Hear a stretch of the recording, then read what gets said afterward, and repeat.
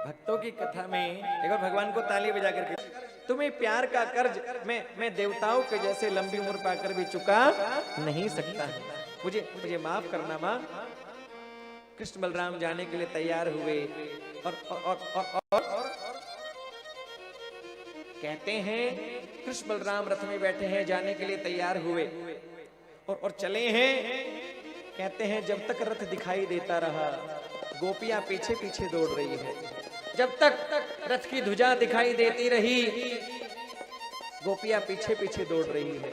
जब तक रथ से उड़ने वाली धूल दिखाई देती रही, गोपियां पीछे पीछे दौड़ती रही। जब रथ दिखाई देना बंद हो गया, रथ की ध्वजा दिखाई देना बंद हो गई, रथ से उड़ने वाली धूल दिखाई देना बंद हो गई, गोपियां धड़ाम से नीचे गिर पड़ी है और सोचने लगी कि हमने सोचा था प्रभु से कि हमने यहाँ जन्म लिया कि हमारे जीवन के 4 दिन निकल जाएंगे, लेकिन प्रभु हमें छोड़ करके जा रहे हैं। भगवान गोपियों को छोड़ करके मथुरा में पहुंच गए हैं और कहते हैं मथुरा में बड़ा भारी स्वागत भगवान श्री कृष्ण का हुआ है। बड़ा भारी स्वागत हुआ, पुष्प वर्षा हुई। ग्वाल बाल कहने लगे लाला हमें पतो हो तो ऐसो स्वागत होएगो तो हम नए वस्त्र लेकर के आ जाते। भगवान कहने लगे चिंता मत करो, अभी चलते हैं धोबी मामा के पास। धोबी के पास में गए हैं, धोबी ने भला बुरा कहा, भगवान ने एक चपाट लगा करके धोबी का कल्याण किया है।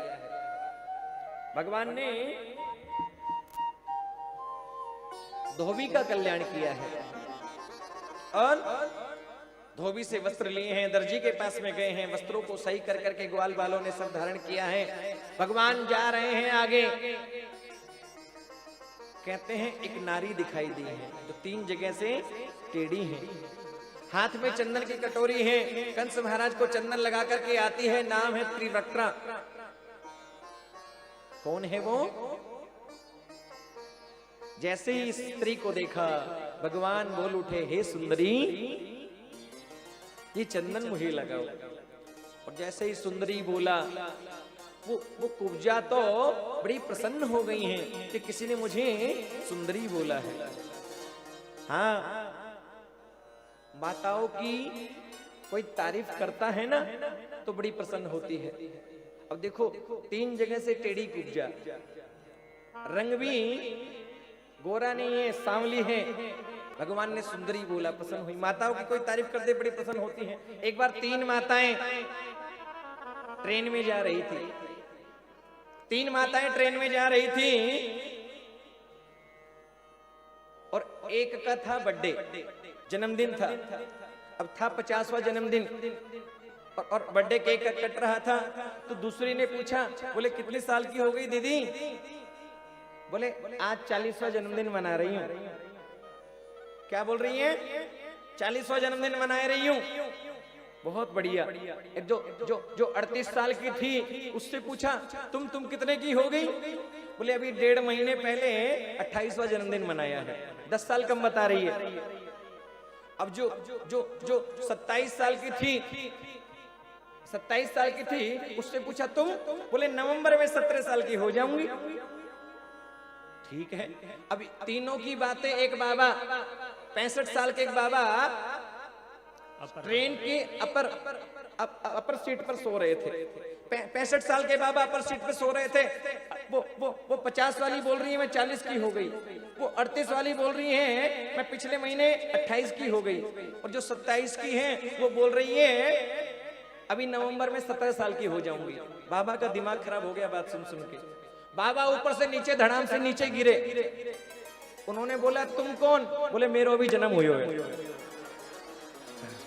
मेरा भी जन्म ही हुआ है। तो महाराज हर तरह के लोग होते हैं। बोला हे सुंदरी मैं चाहता हूं ये चंदन मुझे लगाओ। कहते हैं भगवान ये नहीं देखते कौन है, कैसा है। भगवान केवल जीव के भाव को देखते हैं कि भाव का भूखा है, भाव ही एक सार है, भाव से मुझको भजे तो भव से बेड़ा पारे। तो का जाने पीर पर आई। जब खुद के दर्द होता है तो दूसरे का दर्द पता चलता है। आज मुझे मालूम हुआ कि तुम्हें दर्द हो रहा है और मामा अब मरने के लिए तैयार हो जाओ। भगवान श्री कृष्ण ने उठा करके कंस को नीचे गिराया है। कंस बोलता है चाणूर बचाओ, अरे मुष्टिक बचाओ, अरे चाणूर बचाओ, अरे मुष्टिक बचाओ। भगवान कहते हैं मामा वो नहीं आएंगे। बोले क्यों? वो तो चले गए। बोले कहां? जहां आपका जाना अभी बाकी है। वो तो चले गए। कहते हैं भगवान श्री कृष्ण ने कंस को उठाया है महाराज। 50 सीढ़ी ऊपर कंस बैठा हुआ है। कंस को उठाया और कंस युद्ध करने लगा है महाराज।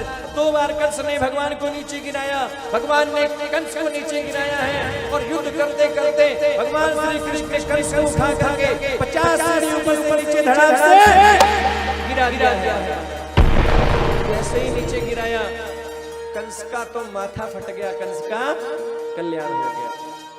और जैसे ही पता चला कंस मारा गया, लोगों ने ताली बजा करके भगवान का अभिनंदन किया।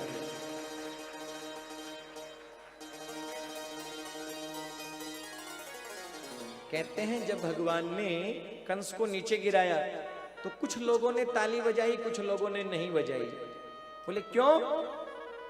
परीक्षित जी कहते हैं महाराज कुछ लोगों ने बजाई, कुछ लोगों ने तालियां नहीं बजाई, क्यों? सुखदेव जी कहते हैं राजन, लोगों को ये लगा यदि हम ताली बजा देंगे और कंस महाराज जीवित होंगे और यदि देख लेंगे हमने ताली बजाई है तो हमारी खैर नहीं है, इसलिए ताली नहीं बजाई। भगवान श्री कृष्ण ने कंस को गिरा दिया नीचे, कंस मारा गया। लेकिन कुछ ने बजाई, कुछ ने नहीं बजाई। तो भगवान श्री कृष्ण ने कंस को दोबारा उठाया और 7 बार हवा में घुमाया और घुमा कर कल्याण कर दिया। सभी ने मिलकर भगवान का अभिनंदन किया। बोल भगवान की जय हो। सभी ने भगवान का अभिनंदन किया। कंस का भगवान ने कल्याण किया है। जाकर के अपने नाना को कैद से, कारागृह से मुक्त कराया है। अपने माता पिता वसुदेव देवकी जी को कारागृह से मुक्त कराया है और मथुरा के राजा उग्रसेन महाराज जी को राजगद्दी पर वापस बिठाया है। मथुरा के युवराज बने हैं श्री कृष्ण। अब बड़ा नाम हो गया कृष्ण का। मथुराधिपति वसुदेव नंदन यदुकुल कमल दिवाकर श्री कृष्ण चंद्र जी महाराज की जय हो। बड़ा नाम हो गया महाराज। अब देखो भगवान का मुंडन संस्कार हुआ है, भगवान का यज्ञोपवीत जनेऊ संस्कार हुआ, यज्ञोपवीत संस्कार हुआ, भगवान का मुंडन संस्कार हुआ है और भगवान के सर पर चोटी रखी गई है। भगवान के सर पर चोटी रखी गई है। कहते हैं पहले हिंदुओं की पहचान होती थी चोटी, है ना? हिंदुओं की पहचान होती थी चोटी। बोले सर कटवा लेंगे लेकिन चोटी नहीं कटवाएंगे। लेकिन आज चोटी गायब हो गई। किस किस की चोटी बताओ जरा? है? हाँ मेहता जी दिखा रहे हैं। बोले देखो ये, हाँ चोटी जरूरी है महाराज। हाँ आपके तो है। अरे भाइयों की चोटी गायब हो गई बड़ी बात नहीं है, आज तो कुछ बहनों की भी चोटियां गायब हो गई है महाराज। हाँ एक समय था लोग शीश कटवा लेते थे लेकिन चोटी नहीं कटवाते थे। भगवान के शीश पर चोटी रखी गई है, मुंडन संस्कार हुआ है। गुरुजी के पास विद्या अध्ययन करने के लिए गए और 64 विद्याओं को भगवान ने सीखा कि सैरहस्यम धनुर्वेदम धर्मान्याय पथस्तथा तथा चान्वीक्षिकीं विद्यां राजनीति च षड्विधा। 64 प्रकार की विद्याएं भगवान सीख करके गुरुदेव के चरणों में प्रणाम किए हैं। गुरुजी के मरे हुए पुत्र को वापस ला करके लौटाया है महाराज। गुरुदेव ने आशीर्वाद दिया, हे कृष्ण तुम्हें संसार में कभी कोई युद्ध में परास्त नहीं कर सकेगा, मेरा आशीर्वाद है। गुरु माता ने आशीर्वाद दिया, लाला तेरे हजारों ब्याह हो जावे। गुरुजी ने आशीर्वाद दिया, बोले संसार में तुझे कभी कोई परास्त नहीं कर सकेगा। गुरु मेहरबान तो चेला पहलवान, है ना। गुरु की कृपा जिस पे हो जाए उसके लिए दुर्लभ क्या है महाराज। गुरुजी का आशीर्वाद हुआ है, भगवान विद्या अध्ययन करके लौट करके आए हैं।